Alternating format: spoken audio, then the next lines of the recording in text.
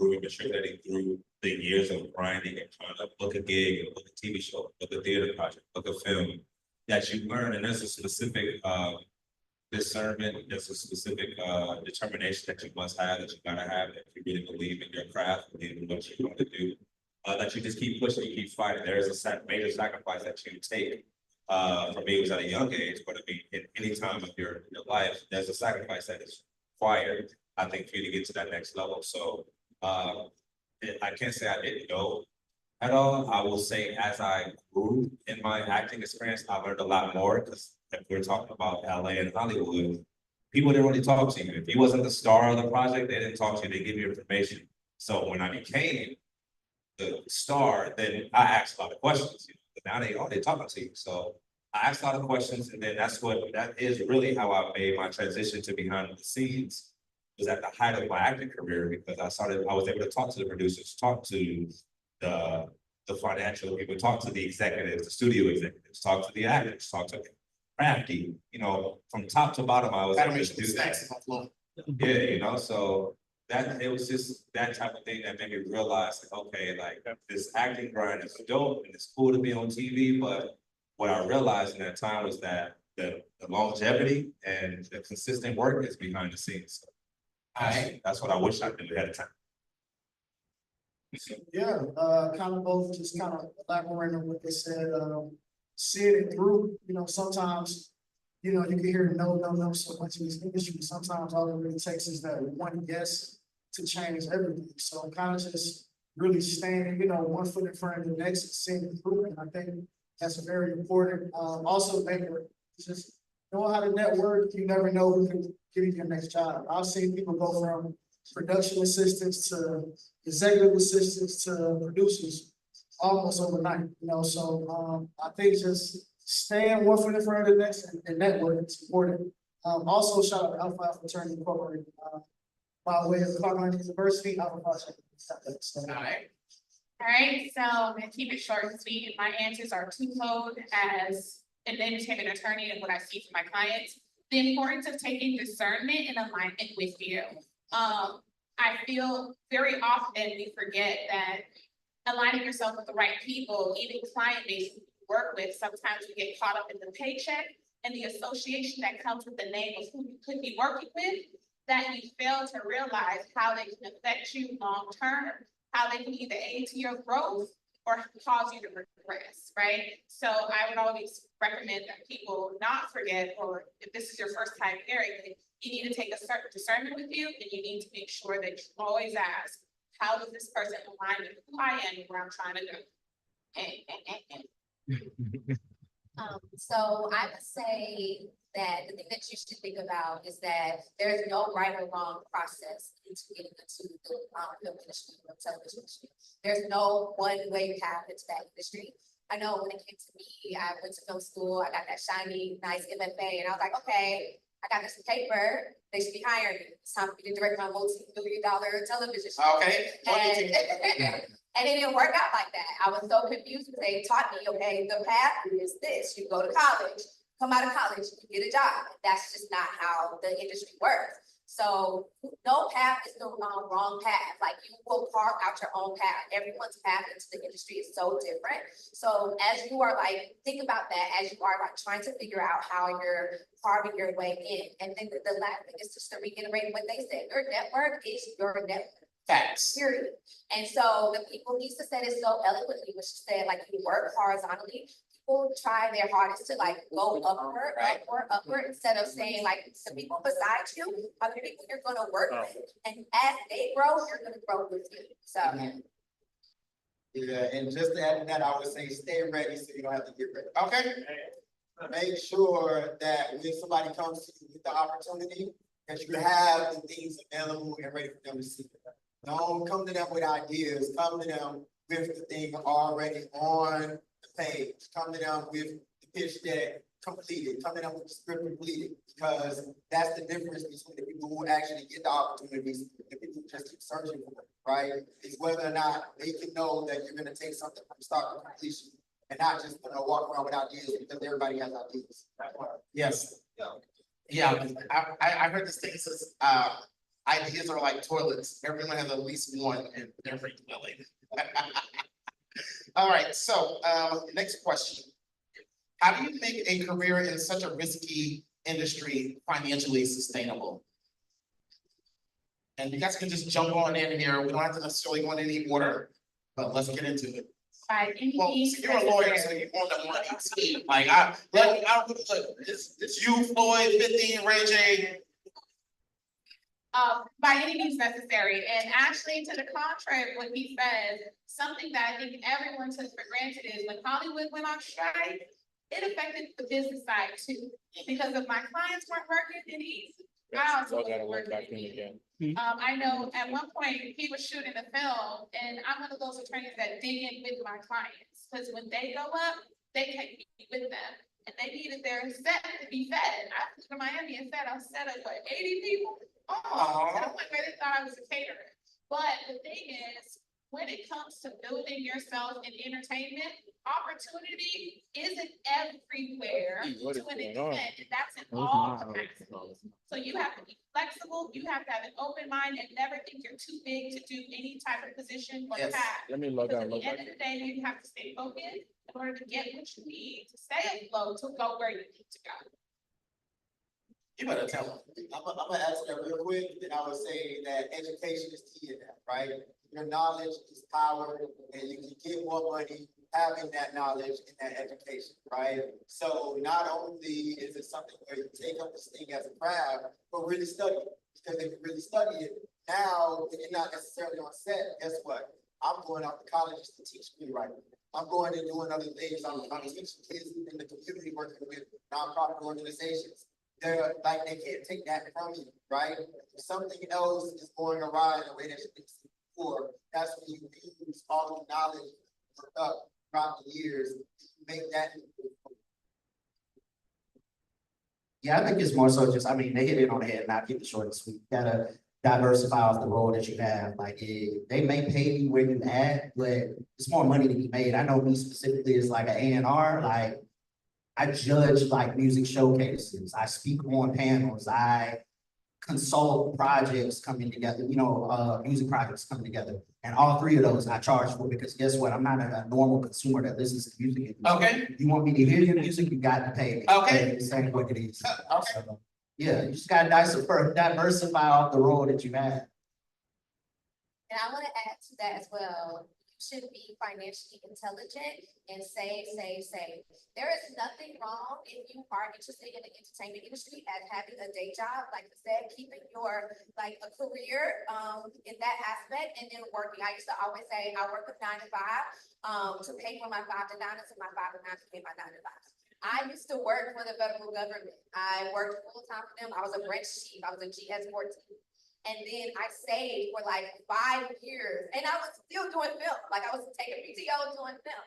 And I saved for like 5 years before the time my friend had said, "Go, girl, it's time for you to like let that job go." And then when I let the job go, and I had spent like a couple years just getting only 2 or 3 jobs, I had enough money to get through that. And then now, like, because I had that financial stability of saving and I had that financial intelligence, even if jobs come few and far between, I'm ready, I'm okay. So like, just always think about that. There's nothing wrong with keeping your hand on base until it's time to fly. Okay, That's a fact. And just lastly, in that is, you have to, this industry requires you to invest in yourself. That's a real thing on every side of the spectrum. I don't care if you're acting, you're behind the scenes, you're directing, you're writing.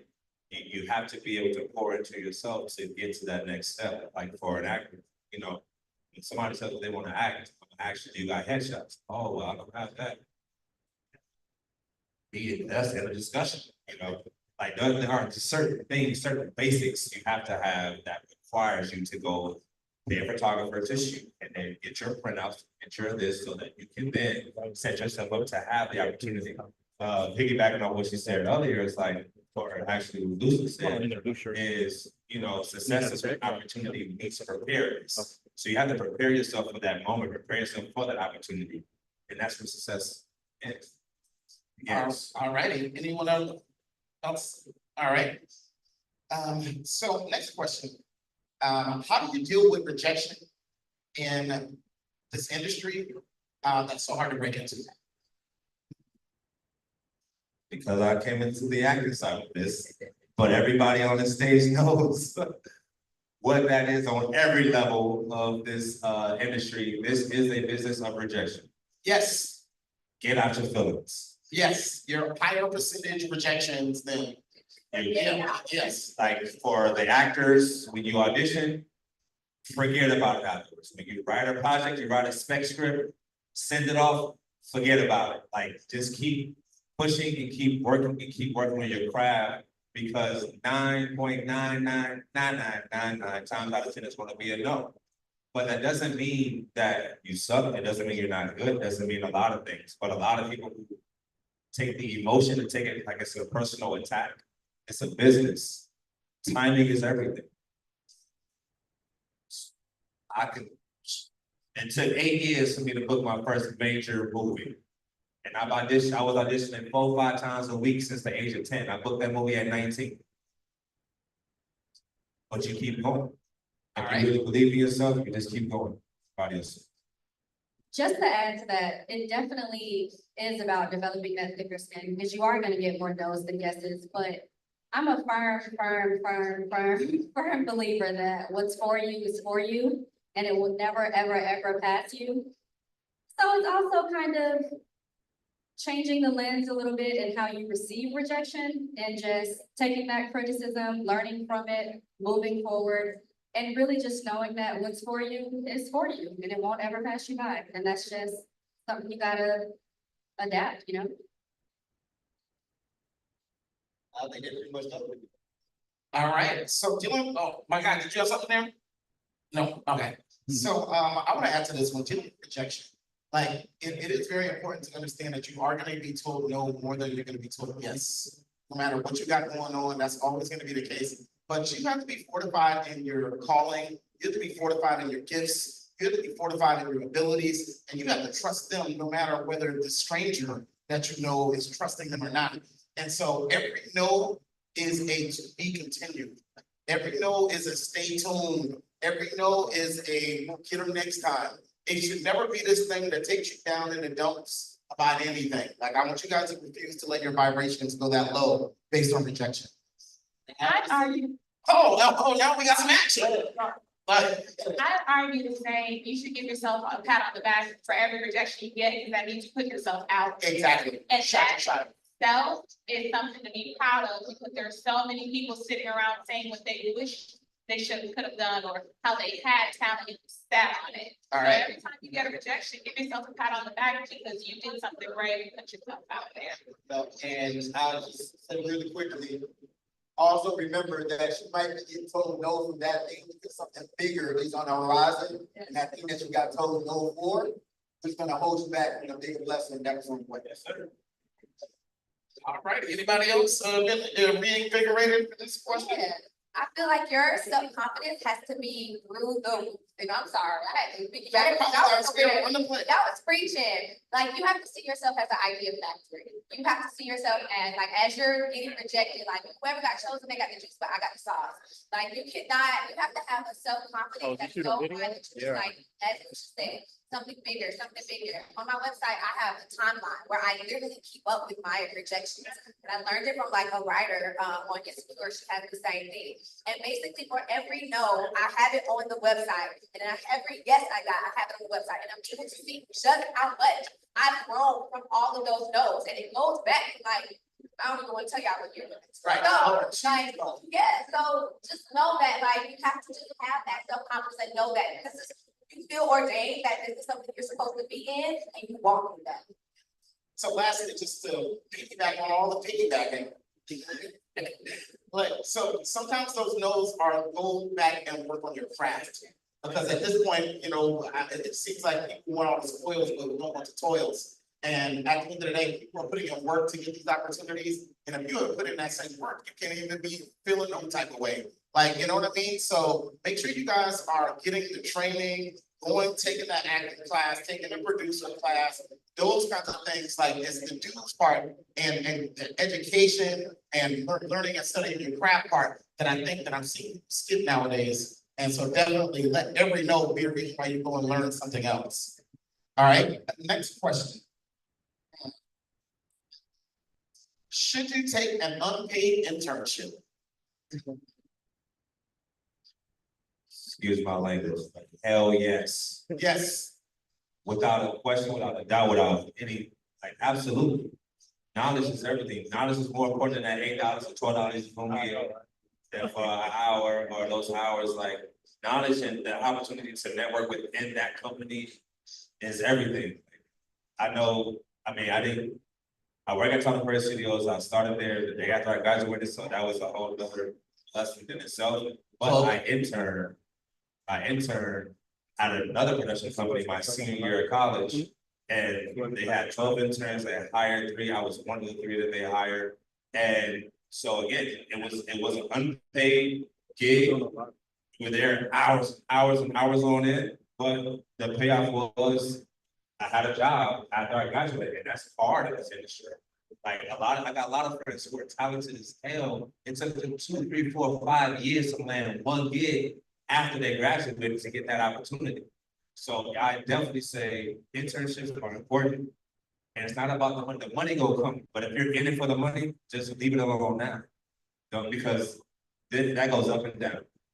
The money, it's a long road in this game. And the reality is, there is a very small percentage of successful actors, writers, producers, directors, and I'm talking about under 2% of the many people that are actors, writers, producers, directors that actually live and sustain on just acting, writing, directing, and producing. So that's a small token of the millions of actors and writers that there are in this world. And now we're global. You see all the stuff that's coming from overseas. They're elevating in their production space. So the competition is there. So you gotta, stand 10 toes down and keep moving forward. And I'm gonna say something controversial to that as Oh, well, legend. right? It's one thing to take unpaid internships from like big corporations, but also be open to taking unpaid work from your friends, from your colleagues. Like that is how you build your network. I have a story about how, about like 10 years ago, I had met a guy who wanted me to help him fix his script. And he was trying to become a producer. Like he was very much on the same level, like straight out of college, trying to figure that out.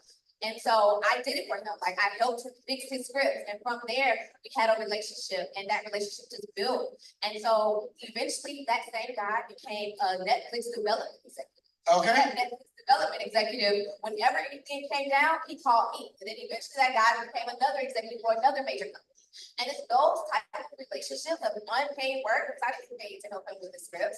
I didn't get paid to like help with like my friends who I see like going hard in the pain as much as I'm to like to become a part of this industry. But doing that is how you build those relationships and you just continue to like climb upward. So, Scott? yeah, just really quickly to piggyback off Shayla. If you don't like hear anything else, this industry is a relationship-based industry. And it's based off of who you know and the connections that you have, and the proximity that you have. So it's really, really, really important Proximity, right? to make that. It's really important to make that link however you can. Like, I started at Rainforest Films, and to this day, every single job that I've gotten since has been from a referral that started from Rainforest Films a million years ago. So it's really important to develop that connection however you can. Alright, I'll go with it even further, like controversial thought. I'll preface my comments by saying I'm an intern apologist. So since we speaking in Greek, interning is like pleasure. So essentially at the end, maybe I shouldn't be using that word, but I'm a older Greek, so it just is what it is. But at the end of the day, yes, it's a necessary evil to get to where you're trying to go because relationships are so important in this industry. So interning, yes, it's very important. And taking an unpaid one is absolutely a necessity. Where I deviate is like, times have changed, right? Allegedly. Times have changed, right? So those that interned for free 15, 20 years ago in Los Angeles and New York and Atlanta, what was the cost per gallon of gas? What was a carton of eggs? What was rent? So I really don't be caring or feeling none of these companies that wanna, at the end of the day, have interns around here working eons. This is coming from somebody that interned for 3 years for free and just had to figure it along the way. But while I had to wear it too while I was interning, I lied. I was like, yeah, I'm an A&R. Yeah, I'm an A&R. I took it and just went talking to, other artists, other producers, other entities, and built my own personal, brand in the industry along the way. You gotta kind of judge the situation and make it work for you. But at the end of the day, yes, unpaid internships are of complete necessity. You gotta be humble enough to, get through it, but there has to be a stop to it at the end of the day, right? Yeah. There are companies like Warner that they changed it. It's called like emerging talent. So they'll pay you a stipend. And other companies should be doing the same thing too, because once again, a gallon of gas, rent, eggs, these things are not costing the same in 2024. So we have to, at the end of the day, take things like that and the livelihood of those into consideration. All right, okay. I'll answer this question because I am an employer. I own a award-winning public relations, branding, and strategy consulting agency. In that space, I was the PR director that launched One Music Fest, 2 Chainz, Street Execs, R&B Soul Picnic, the PR director for the Atlanta Great Picnic. And my interns are absolutely unpaid, and I actually think that these people should be paying me. Okay, because my internship is superhero school. My internship is superhero school because I maximize the capacity of people. I take no excuses, and I believe that to whom much is given, much is required. And people need to learn that because we're so segmenting in our skills and stuff like that, and we are defining ourselves based on what we do to make money, but that's not the only thing we are good at. And so I think that it's very important for these unpaid internships to happen because what my treat at this point, one of my old interns is the brand manager for BT. One of my old interns is the director of culture for Red Bull. One of my old interns is the director of communications for the Calvin County Sheriff Department. And they all came and got this sauce that they learned that they should be paying me for technically for free, And so I think that it's important that you guys take those unpaid internships, but make sure that you go into those things with goals and things that you know that you want to learn. And if this company is a place that can teach you that, don't leave before you learn. But also make sure that you let the people who are bringing you into these companies know the things that you want to learn and accomplish and stuff like that. So they will help you actualize those things. All right. That's what I was saying to speak to is that. Okay. All right. So let's see your next question.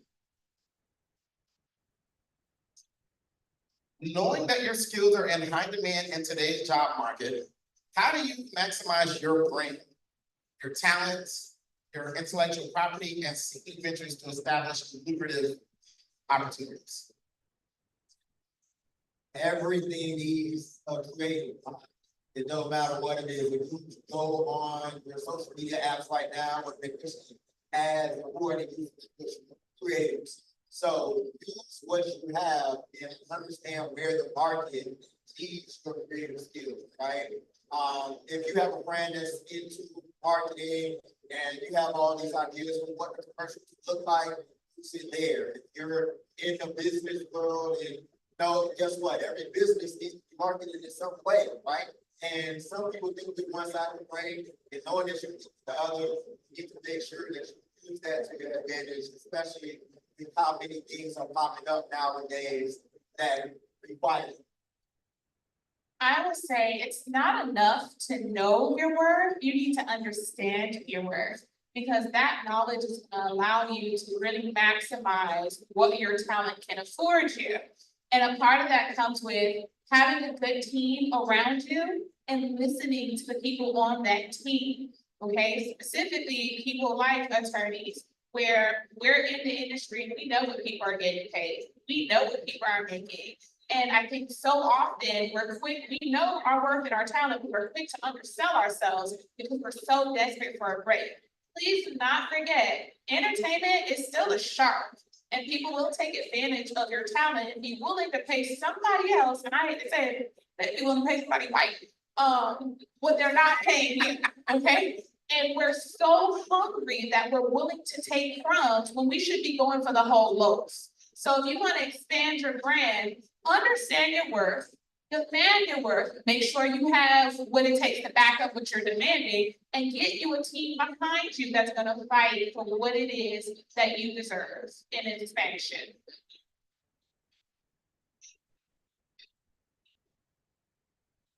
You did it.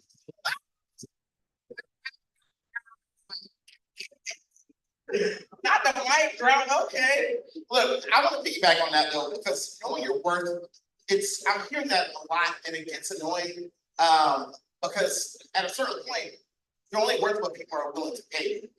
And I think that part can't be, it's discounted in the midst of this association with work. And at the end of the day, if I have a person who has worked at Rainforest Films and worked at Tyler Perry Studios and been a writer on this and a writer on that, and this is your first op, you're probably not gonna be worth the same amount of money.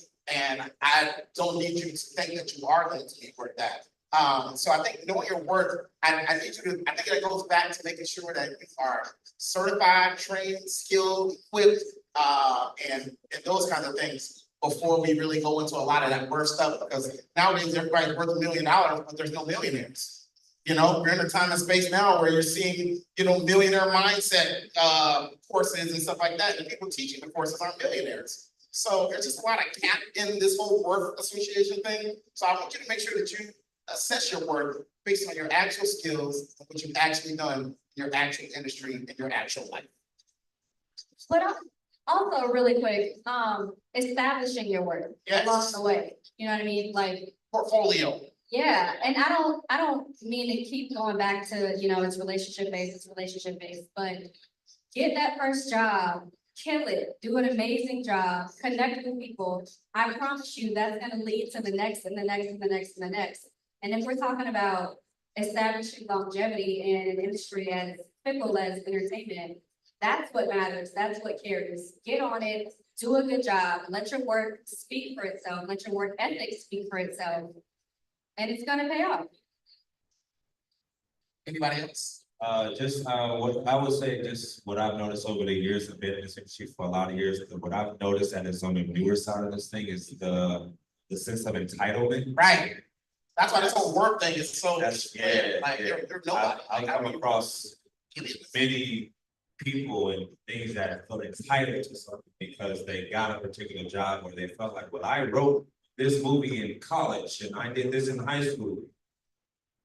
And there's so many other people that's wrote on their profession, back to what he was saying, there's people who have wrote on a professional level that, they're gonna be paid as such versus somebody who's coming in as a novice and, once you get the opportunity again, kill an opportunity. If you got hired, like, I remember somebody got, I guess, irritated with me that I didn't tell Tyler Perry that I was an actor.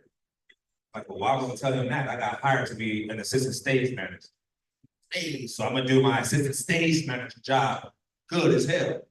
Like, I'm not concerned about telling him, oh, I've been acting for this many years and like, so what? I didn't get hired for that.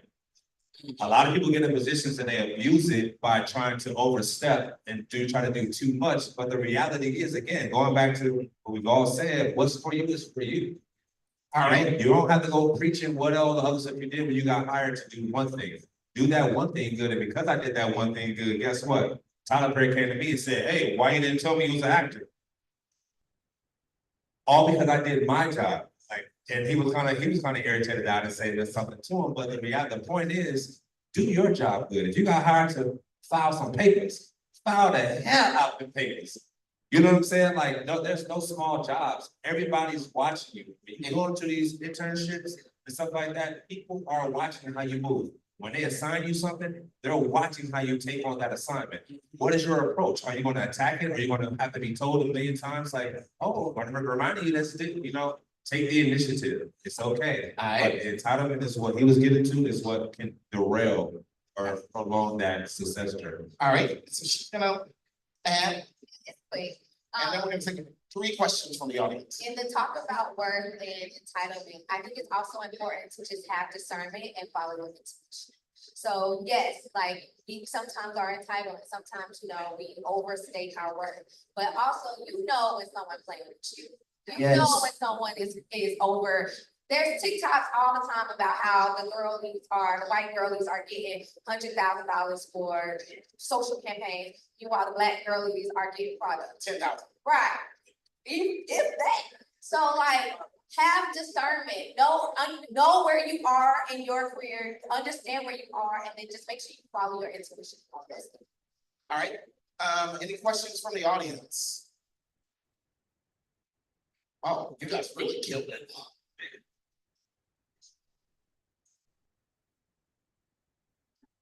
Yeah, run the play, Lucian. All right, so my question is for all the panelists. How is AI impacting artificial intelligence?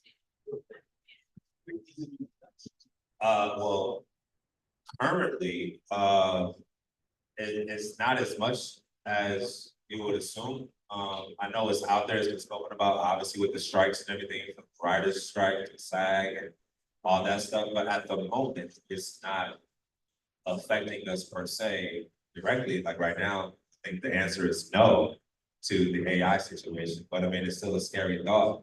And I can speak about this because it's kind of out there, but you know, for example, at the studio, we're gonna expand. Mr. Perez want to expand some things, but because of AI, like these paused on it, just to, you know, make sure that. Like, okay, do we need all these humans still? no, it's not even about that. It's just, it's the investment. Like I said, when you're investing in yourself to, you know, from the business side, you have to make sure it makes sense. So yeah, am I gonna build this room and fill it with LED walls that can create all this stuff? Or is it more feasible to have some AI software to do the same thing? But it's so much that goes into that. There's a longevity thing that a lot of people don't think about, and that's why there's a pause, and that's why it's not really much, but it doesn't, from our side, it hasn't affected us. All right. I know on the music side, it's affecting the hell out of us. Just point blank period. And mainly on the creative side, it's kind of leading over into like, they're working on, you know, legally speaking. I mean, all of those that know about the whole Kendrick, Drake, just that and the third thing, yeah, Kendrick won. But the song that came out where he utilized Snoop's and Pac's vocals, right? That was AI generation. Like, you know, on the low, what they're thinking was that that was a test tube for Universal to turn around, and they're working towards licensing vocals at the end of the day. We're also we're in a space right now where, you know, we're in a streaming era, it's less physical copy purchases. So there's 100,000 songs that are ingested a day by just any and everybody going up to your DSP's appetite or Amazon Music. So we're dealing with bots. We don't know if these are real people that are streaming the music. So then that turns around to us on the business side, where we follow the data. Are we following correct data? Are we marketing towards the correct people? So, I mean, we're dealing with a lot right now with AI. They're trying to, and even with songwriters, like, because I'm homies with like a lot of songwriters, right? And they're feeling like a lot of the effects right now because there are different AI tools that are generating records from scratch, right? And that's basically circumventing a whole aspect of the industry, right? Literally So, everything. yeah, it's definitely knee-deep taking effect in music right now. There's some good to it, there's some bad to it, but we're really just at the forefront of trying to figure out, you know, where to go with it. Anybody else got a question? All right, let's go with the queen. And please stand up and state your name against it. I'm married and I have a general question that's a little bit pointed to, but also just general lesson in incredible. So I'm getting into music, the company that I want to go to, that I'm going to be working on is Title. So going into, this is good, okay. So going into. Bring your voice with you, okay, to title and to this question. Okay. So getting into the industry, you know what you want to go to. You know, if you want to go to Stevens team, what experiences have you had with contacting people, getting in touch, building that stuff? So, what I'll say about contacts and stuff like that, because I have to teach on networking and stuff like that, I think that it's important. And raise your hand if you're actually currently seeking a job opportunity. Don't be shamed and don't be scared. They really don't. And so what I want to tell everyone is, I think it's important at the point that you are looking for anything in your life that's going to propel you to the next level, that you are willing to invest 51% of the effort and energy associated with it. There's a lot of this, oh, I was waiting on them. I hate to hear young people talk about waiting. Waiting on someone to call me back. I was waiting on them to email. All this waiting, don't do this waiting. Do the follow-up, be persistent, be the person that understands that you're going to be putting more into this interaction than this person that you're looking to interact with, and don't make excuses for other people's time. So to what he said, you gotta be a little crazy about yourself, right? I loved growing up in the nineties because we were so bold. We would sit outside. I had a client who wanted a performance, who wanted to open up, and I sat outside of the door of the person who was in charge, the director of the show. And they kept saying, hey, she's at lunch. I said, I'll wait for her to get back. You gotta be that hungry and that serious about yourself. I remember even when I first entered the legal profession, I made an introductory packet about myself and was stuffed mailboxes. Yes, Because they were gonna know about me. I even sprayed in the pheromones. I'm like, you gonna get attracted, you need. hold on, pheromone, not the pheromone spray, like. You need to know, me, okay, so you cannot sit and wait for it to come to you, you gotta go and get it. Yes. Hold on, not the pheromone spray, now that's a play. And the only thing I'll add to it is you just gotta sit your pride aside. And don't take it personal, right? Like I come from this school of that I was supposed to have an internship with RCA like 5, 6, 7 years ago, right? And the A&R that finally connected with me, he gave me his phone number to get in touch with him. And he told me to call him on X date. I called him, he didn't answer. He said, hit me back next week. I did the same thing. I did the same thing for like 3 months. Yep. Now, Justin from Florida is like, I can't really talk how I would talk. But it's like, you can't take it personal because now sitting on the other side, like, I got a personal life. Sometimes my phone may ring and I'm not gonna talk to you. I may be in the woods working out. I'm not gonna talk to you. So it's like, I get around you when I remember, like, yeah. It's a personal, we have personal lives outside of our titles, right? So just don't take it personal, you know, at the end of the day, you know, and show and prove when the opportunity presents itself. All right. Next batter. Stand up, just gave you instructions, feel free to follow them. My name is Jerry. Listen, I have a entertainment attorney. So would you more so recommend? The microphone, yeah, make no deviations, anything that's gonna happen. Gotcha, okay. So would you recommend more so starting off on your attorney as an entertainment attorney? I love this question. You remember when we spoke about rejections before? If you think to his point about how few there are successful actors, needing a Black attorney that is actually practicing in entertainment, we are unicorns. What they say about networks is so serious because he can tell you, when we first came in, there were so many people trying to move me out from representing them because they wanted their own in-house counsel. So the relationships you build with your people is what keeps you working, right? So when I came in, I wanted to work for a big company. I tried to go to the firms. I had years of slavery-free internships and everything.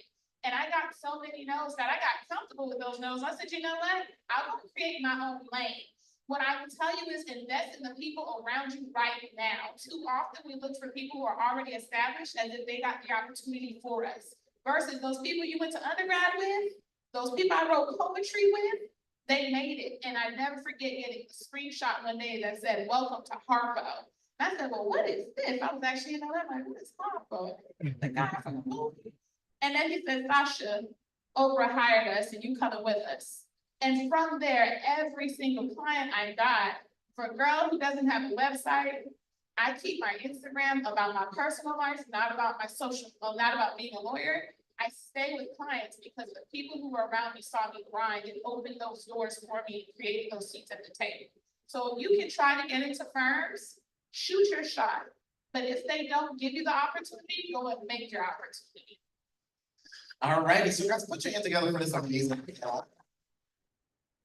And so what I want to do is start on the end with the people with the cups. Yes, so the cup game, Like, if you guys can let people know how they can follow you on social and say tap in with what you got going on and any final quick word. The keyword is quick. All right, you can follow me on any and all social networks, Teddy_Harris, the number 3, because I am a trade. And the only words of advice is just persistence and consistency. I don't want to keep it long, just do that much and you'll get to where you're trying to go. All right, Coke Gang number 2. That's my name, Cup Game number 2. It's Sincerely Sky. I think my lasting advice is just stay tuned in to who you are, stay aligned. Tap into your purpose, trust in whatever that higher power is, and just stay in it, man, stay in it, and it'll pay off, I promise. I ain't gonna lie, I was on social media like. But on IG, it's Deoncé_Wyatt, DEANCE_WYATT, IG. IG is TK period Saidit, SAIDIT. And I guess my only, advice to y'all is just see it through. Some people just jump off the ship right at the finish line, so if you do have a dream and it's something you love, see it through. You never let it come from you, so. Oops, I forgot that I was supposed to give some advice. Or you just missed it. I missed it. Yeah, definitely. Oh, I did. Yeah, definitely, but you know. Oh, I missed it. Yeah, definitely. I Some did. buses, they don't come back around now. Yeah, that's real. See, I missed out too. Something I always say, I think the first thing I learned in this industry, or the first quote is to thine own self, be true. Always be true to yourself, your morals, your values, stay true to yourself, because this industry, as you know, can be a little, Anything else? Yes, matter of fact. All right, anyway, Sasha, back to you. Final piece of advice is fear and faith can't live in the same house. So when fear shows up, make sure that faith answers the door, okay? Hey. If you want to get in contact with me, just ask me, preferably, but if you want Instagram, it's Humbly Cocky.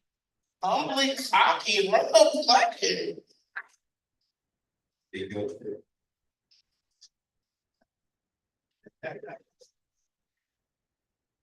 Some last finishing words I want to leave you all with is just to start now. A lot of times we get into the thinking of it all and the planning of it all, and we get stuck there. We never ever move. We've been thinking about this idea or this script we want to write or whatever we want to do, and we just don't move from that. Just start. You have to start in order for you to incline. And if you want to follow me on socials, it is Shayla Raquel. That's Raquel with a C, so SHAYLA_RACQUEL, and that's everything: Twitter, Instagram, all of them. Yep, and pretty much kind of echoing what she said, don't let perfection get in the way of progress, okay? Remember that you, as an artist, you working in whatever field you're working in, you're gonna determine what you believe is successful yourself, and don't let anybody else try to decide that for you, all right? You can find me on social media at Lucian Christian, that is LUCIEN, Christian, just like religion, so. Oh, Cocky with a K, ladies and gentlemen. All right, and so, you guys can follow me on social at Mr. Daniel Dickey. And I'll leave you with this, two things.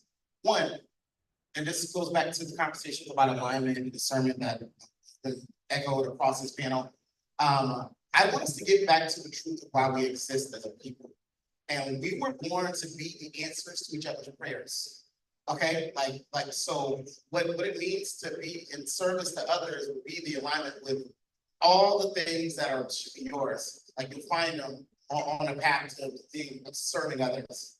And then secondly, it's a mindset thing, and it's something I call the Kim principle. And it's my belief that if you are able to keep it moving forward positively and productively, no matter what comes your way in life, it's almost like a hack of your karma loop. And good things will always be on their way to you throughout all of your days. So keep it moving forward positively and productively, no matter what comes your way in life. And you can always trust that good things will be on their way always. Also, thank you guys so much for this panel. Give you guys a round of applause. Yeah, and let's put a picture here. All right, let's put a picture here. Keep your mics in your hand. Coming on in. You know, we did it. Yeah, next one. All right, we all good? See, come on in here. Oh yeah, you guys can do your signs. What the you guys? Yeah, wonderful. I'm gonna look at Dodgers, guys, start with Dodgers. All right. Thank you, guys. Okay, and so now we have some state representatives coming up for a presentation.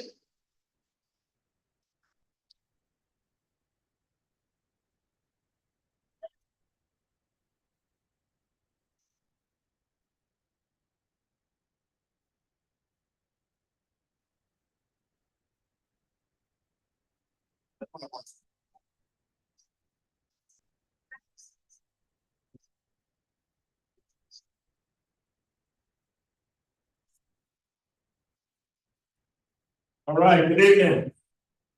Good evening, how is everyone doing? All right, I'm State Representative Shagun Adena, House District 110, all the way in Gwinnett County. And this is, My name is Terry Cummings, and I'm state representative in District 39, which is Mableton and Smyrna. all right. And we're here today because, for me, this has been a really great journey watching this young brother do what he's been doing for years.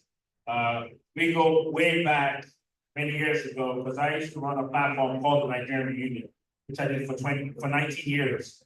And it's all about organizing people that have the same interests and understanding.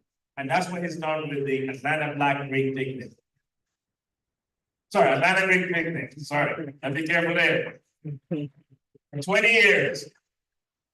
And I'll be remiss that this event will not be recognized by the state of Georgia. Not just us as individuals, but by the state of Georgia.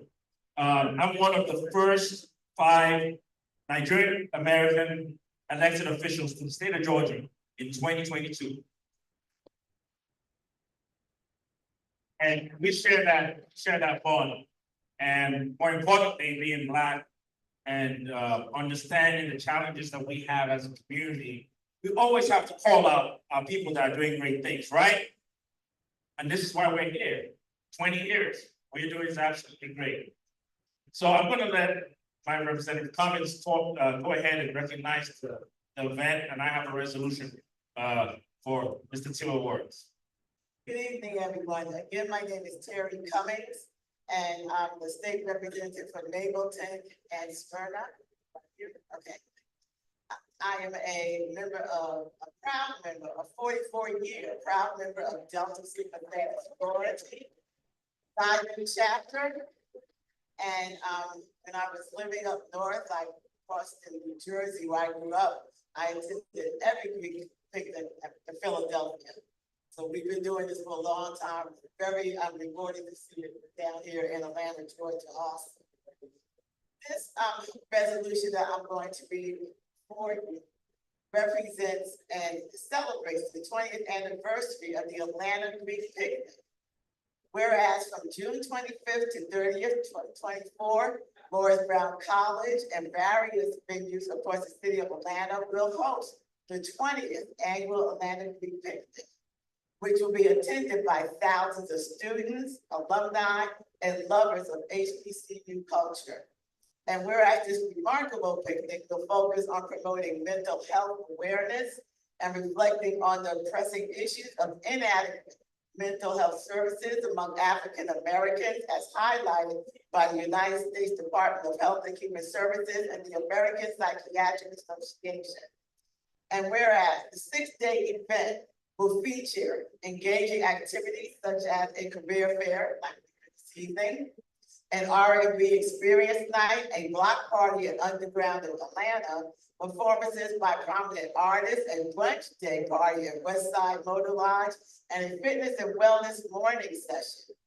And whereas one of the picnic's main attractions will be the stroll-off, oh goodness, the stroll-off competition, where Divine Nine sororities and fraternities will compete for a $10,000 prize at the Founders Plaza at Morris Brown College. I hope y'all been practicing sober words, so I gotta say about that. Whereas The festivities will conclude with the official 2024 Alumni Greek Picnic, celebrating 20 years of Divine Nine contributions to HBCU culture. And whereas it is abundantly fitting and proper that Morris Brown College be appropriately honored during this special time. Now therefore be it resolved that this sincerest best wishes for a successful and celebratory event are extended upon the grand occasion of the 20th anniversary of the Atlanta Greek Picnic. So resolved, the 26th day of June 2024, Representative Shagan Adinga and others. Thank you.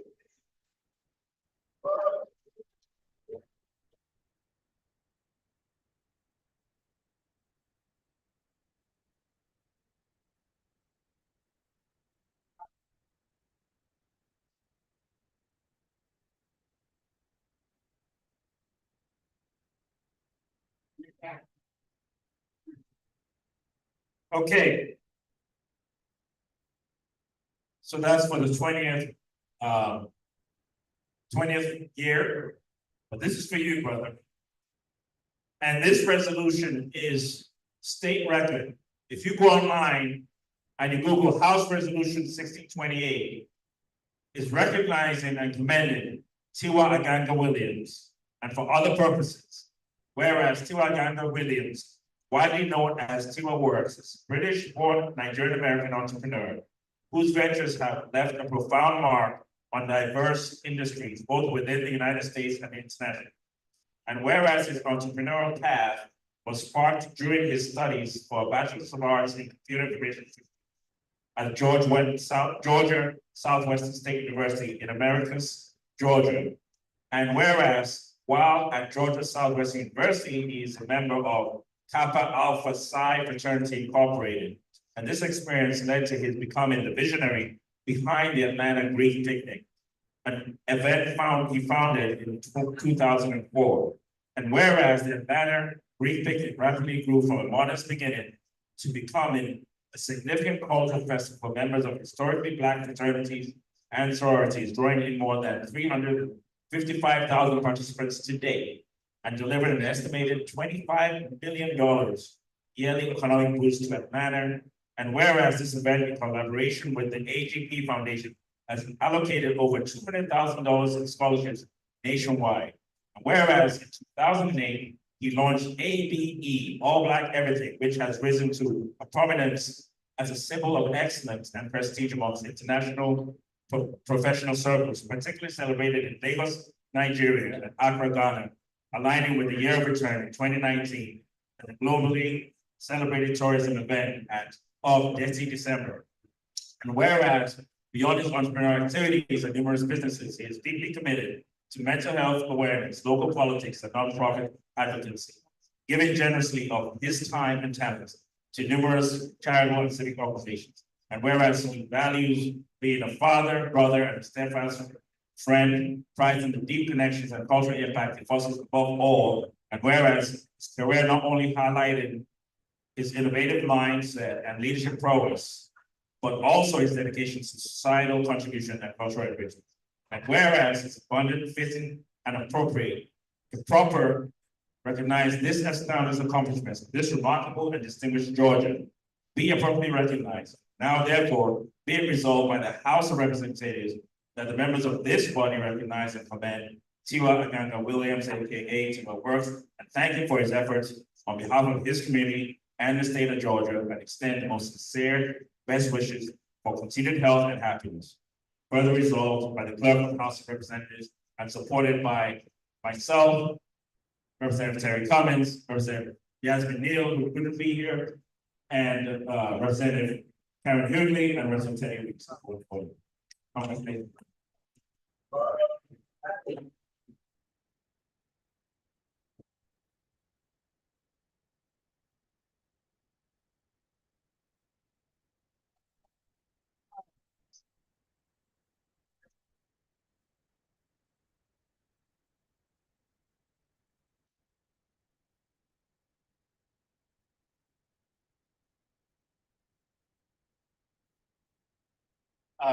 Just one quick plug.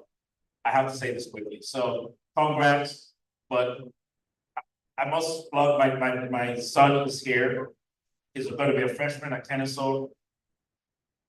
I don't know if he's gonna be greedy, but you know, he's there to mentor the young ones. And more importantly, this is a year to go. Your voice is all matter. And I know somebody's gonna watch that debate tomorrow. And you need to look for what is in your best interest in this America. At this time, this election is very crucial. Now, I'm a Democrat, so you know who I'm gonna vote for. I ain't playing. But I'm not gonna tell you who to vote for. I want you to make that decision on your own. But your vote is your power. And that's why many of us have got to this stage because people died and sacrificed for us to be here as Black people. And I must say that. So make sure your vote counts. Amen. God bless you all. Thank you. Okay. All right, guys, congratulations. Look, it's the full government name for me, T1. All right, guys, we're gonna keep rolling. And so now we are here for our fireside chat with Mr. Microsoft recruiter himself, Mr. Aaron Brown. Put your hands together for Aaron.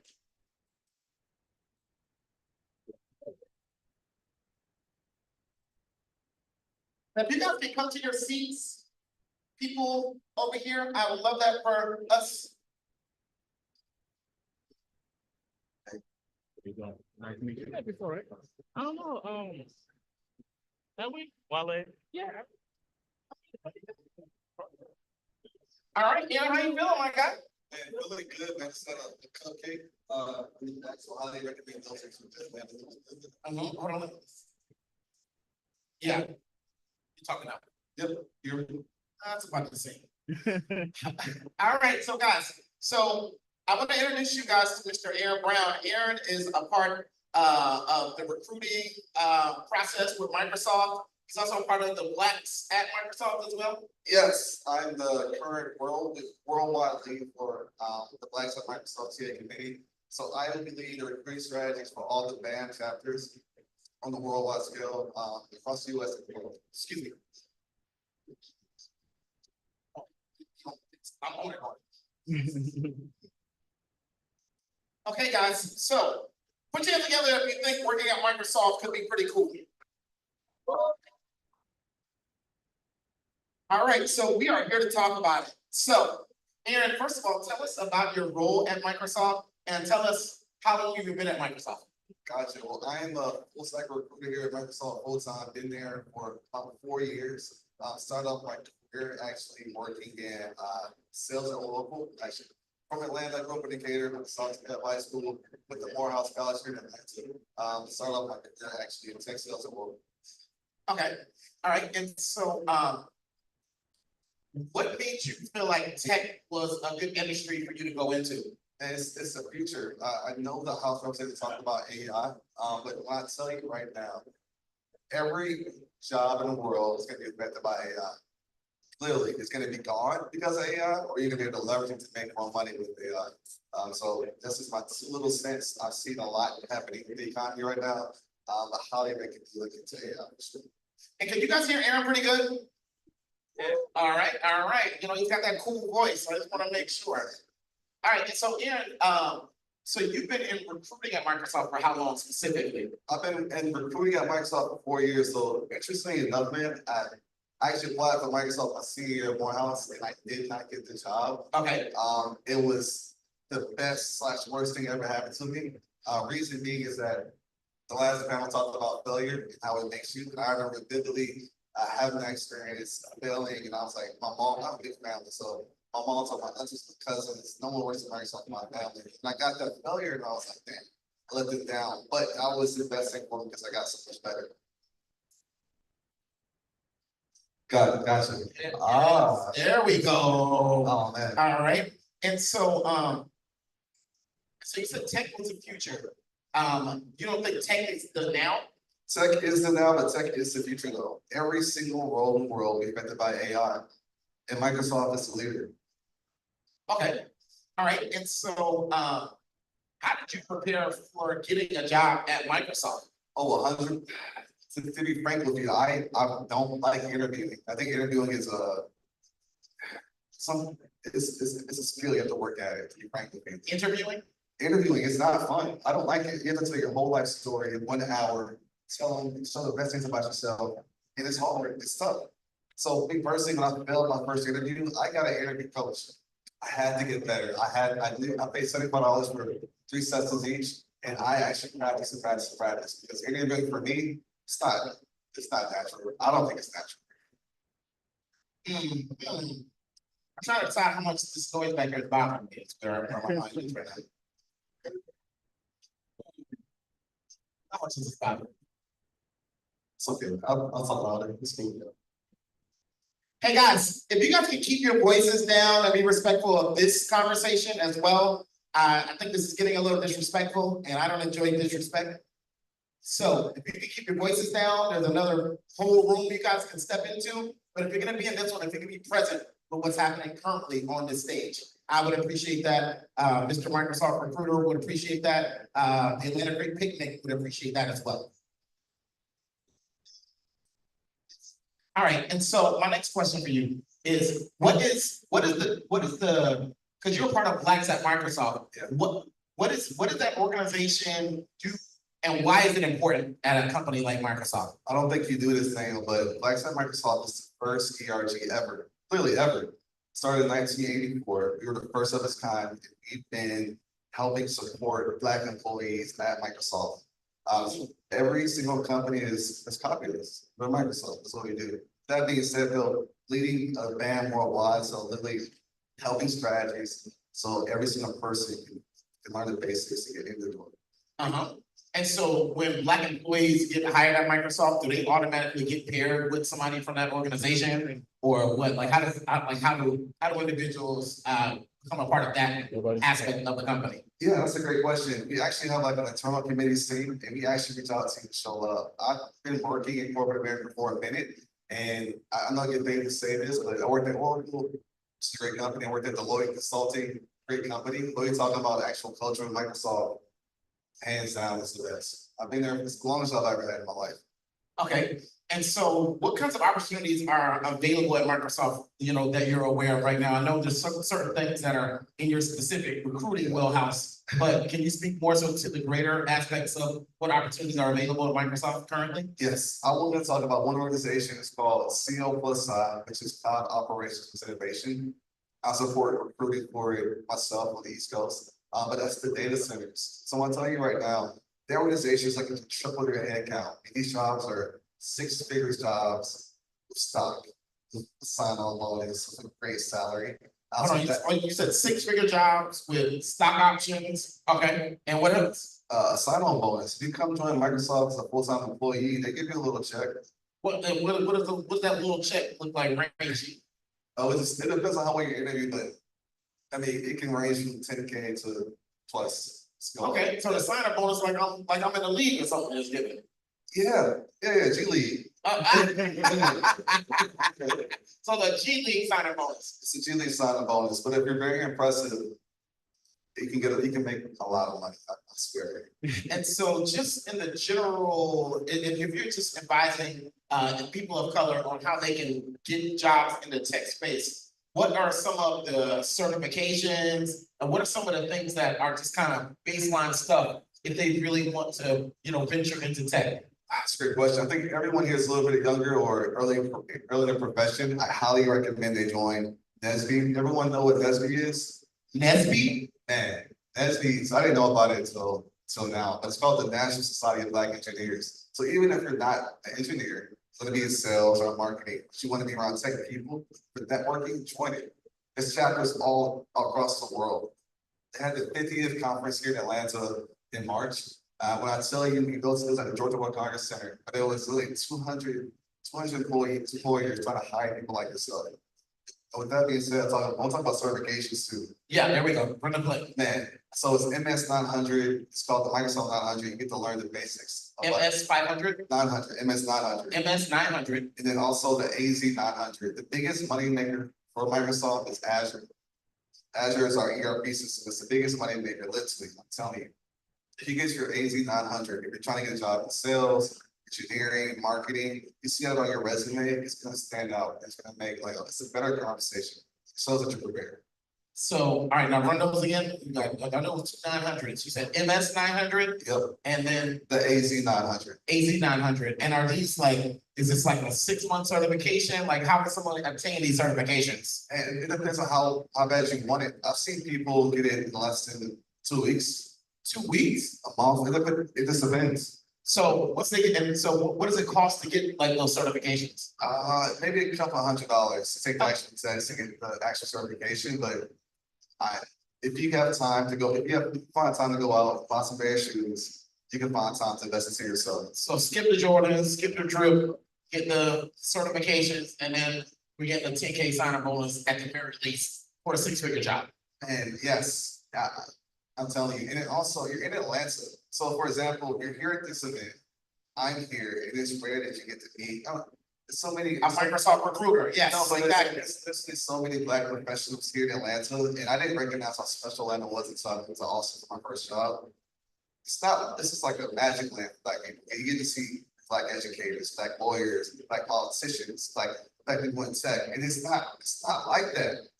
It's not, so you have to be involved, you have to get out your comfort zone, COVID is over, go meet people, kiss babies and shake hands. Yeah, shake hands, kiss babies. Something like that. Yeah. I mean, kiss babies also shake hands, you know what I Okay, mean? kiss Yeah. everyone's baby. I mean, if she's fine, you can kiss her hand too, you know, they women they appreciate that kind of. But I will say this, like, you have to get out, your comfort zone, you have to network, because at the end of the day, every job I've gotten is because at Morehouse, I went to Morehouse, every job I've gotten is because someone opened the door for me. Someone will do it for you too, but you got to raise your hand.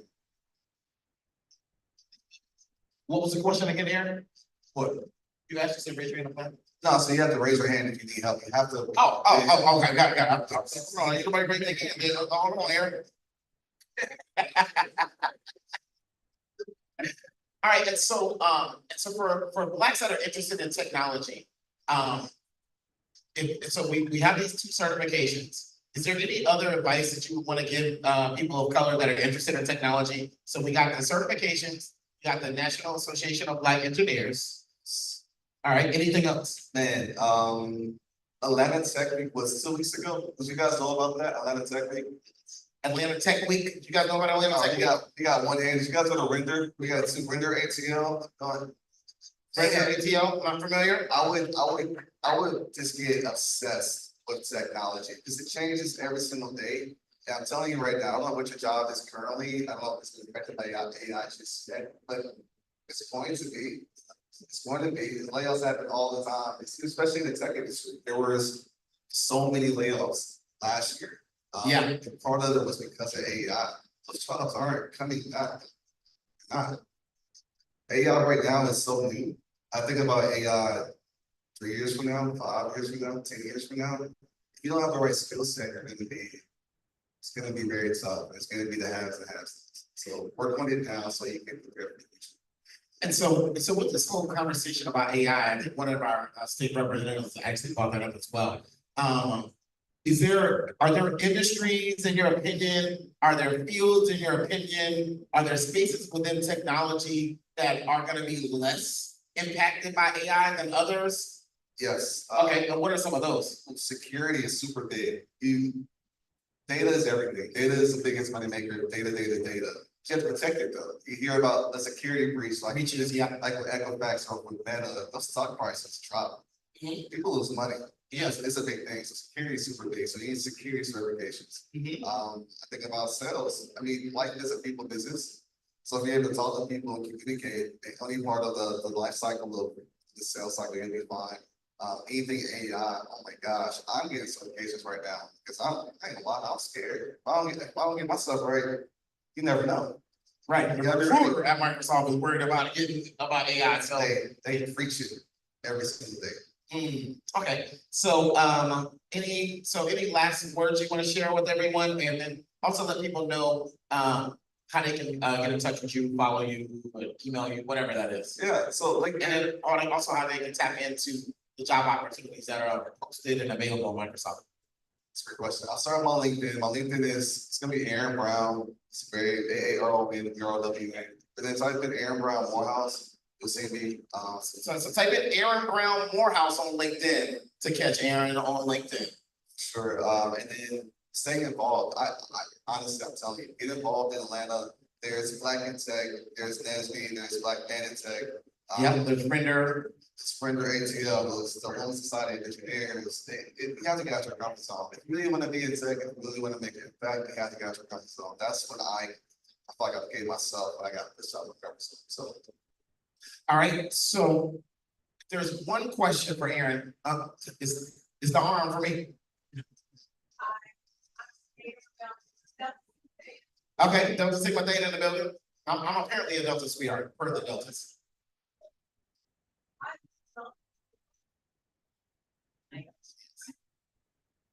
Thank you, Sinead Norvell, member Delta Sigma Theta sorority. I did go to the Ohio State University, however, been in Atlanta over 20 years, and my field of expertise is wellness. And over the last probably 5 years, I've been recruited by different corporations to do mindfulness, meditation, sound bath. So I'd like to see how Microsoft is incorporating that in your world, and if you think that would be impacted by AI. I mean, it seems like we can run the blacks at Microsoft play with the wellness, and stuff like that. Yeah. That's a great question, but well-being is such a important part for Microsoft. We actually have a thing called Perks Plus, so they give you $1,500 per year to spend on your wellness, so like physical well-being, mental well-being, financial well-being. You can spend it on financial well-being, spend on student loans. Mental well-being, you can book a session with you, you get it paid off. Physical well-being, you can buy yourself an Apple Watch, get a gym membership. So well-being at Microsoft, I know I get paid to say this, Microsoft is a really great company because they kind of say they care about their employees and they do. I recommend that though, and it's so easy to get burned out too, especially in the industry. All right, I think we did it. Ladies and gentlemen, put your hands together for Aaron Brown. All right, and so we're gonna take like a quick break and then we're gonna go into our presentation and panel with the US Army. Can we get a little music real quick? Give me a little moment. And guys, you really blew it if you're not meeting, if you don't leave this with 10 new contacts, you blew it.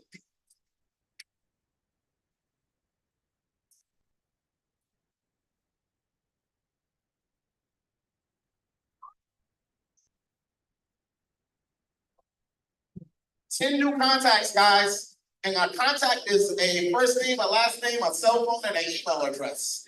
All right? Yes. This Instagram stuff ain't no, we're not checking emails like that.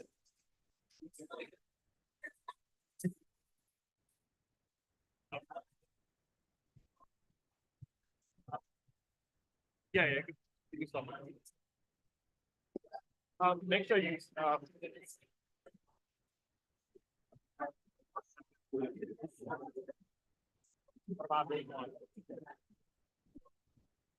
yeah.